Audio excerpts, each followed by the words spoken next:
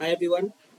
So today I'm going to be explaining a very interesting Google Sheets template that I've created, and this is the K-means clustering example. So K-means algorithm is a very powerful algorithm that can help generate clustering for you, and this works in several steps. And I'll just discuss the steps. But first, I'll show you how to actually practically implement this. So the data set that I'm going to be using is actually the same customer segmentation data set that I'd used in order to walk through the Python code for customer segmentation using K-means algorithm that I discussed and demonstrated a few days back. So this is basically the customer data set that consists of their age, gender, of course, the customer ID as a unique identifier for each customer, then the annual income and the spending score. So at the annual income, of course, in $1,000, and the spending score is essentially an index depending on how much they have spent. All right, it could be a lifetime value, for instance, and it's just an index that you've created from 1 to 100, so it can be done very easily. All right, so these are the data sets, and obviously, as you can understand, there are multiple ways of doing the cluster analysis here using any two variables. K-means clustering typically works very well with a couple of variables. So we can choose between annual income and spending score, and actually do the plot. And we had shown through the Python code some days back how we actually did the clustering using income and spend score. And that's exactly what I've done here actually. So I've got the same data. There are actually 200 data points here. And what I'm going to do now is just do a clustering. And once you get this template, you'll be able to do it in just one click. All right. So all I need to do here is just click here. This button in the this is a custom button in the ribbon, and then I hit run clustering, and then it's going to execute an app script at the back end, and then you can see it has already done its clustering. This is basically an intermediate column. In future versions, I will actually remove this, but this is just calculating the size of the bubble. So what it's now creating, you have already got the cluster. The output is actually already there, as you can see. For all the 200 data points, you already have the cluster. All it's calculating now is all it's doing now really is just creating a visualization. So the visualization is actually going to be a bubble chart, and it's a very neat little method. And while it's loading, I'll actually show you from my LinkedIn post, which I shared a few days back, where I actually shared first time this particular template with my audience on LinkedIn, with my community on LinkedIn. And I'll just click on this, and I'll show you the post that I have done. A lot of people, of course, engaged with it, and I had I had discussed the recipe. It's a very simple 5 or 6 step process, how the clustering algorithm actually works at the back end. All right, so it's still running, and as you can see, it first decides how many. I mean, you have to decide rather how many clusters will be there. So you can go with k equal to 5, k equal to 3. In my case, I've gone with k equal to 5. If you look at the Python code here, there were 5 clusters, right, starting from 0 to 4.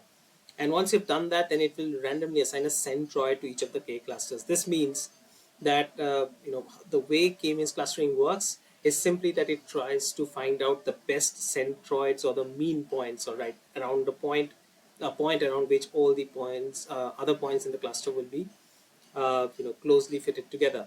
So essentially, every point in a cluster should be very similar to each other, and should be dissimilar from other points in other clusters.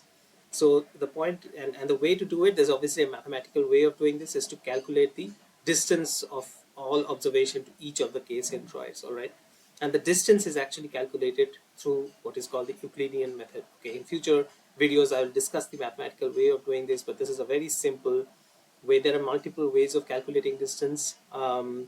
There's a Euclidean way, there's Mahalanobis distance, there's plenty of other distances.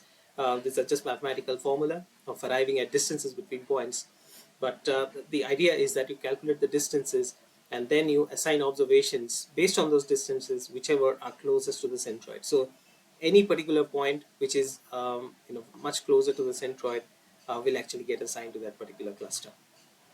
All right, and then you update the the location of the new centroid by taking the mean of all the observations in each cluster.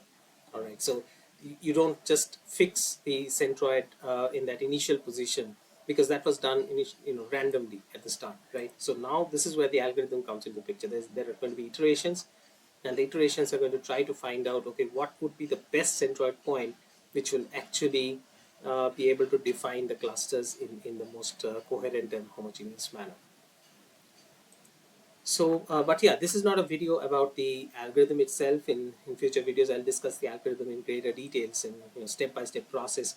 But this I just wanted to show how powerful the algorithm's output is and how you can immediately start using it. As you can see here, very nice little 5 clusters have been created here, and so as you can see, these clusters, these are different clusters here that have been created, and as you can see, the outcome is very similar, right, to the outcome here.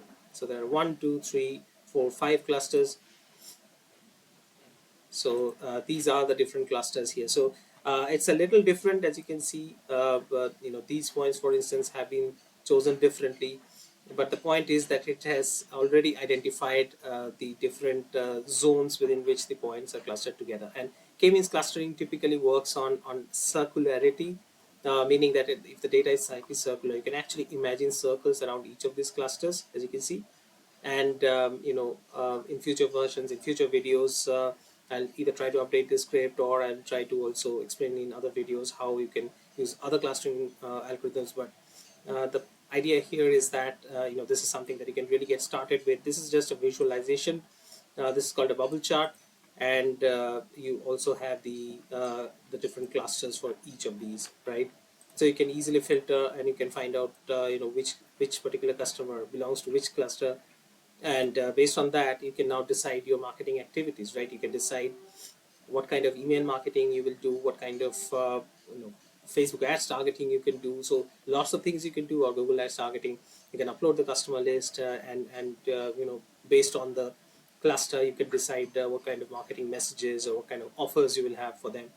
So this is a very powerful tool, and like I said, this is algorithmic in nature, so it gives you a much more scientifically established and demonstrable reasoning for the clustering, instead of a very naive or a completely random sort of method of assigning customers to different clusters.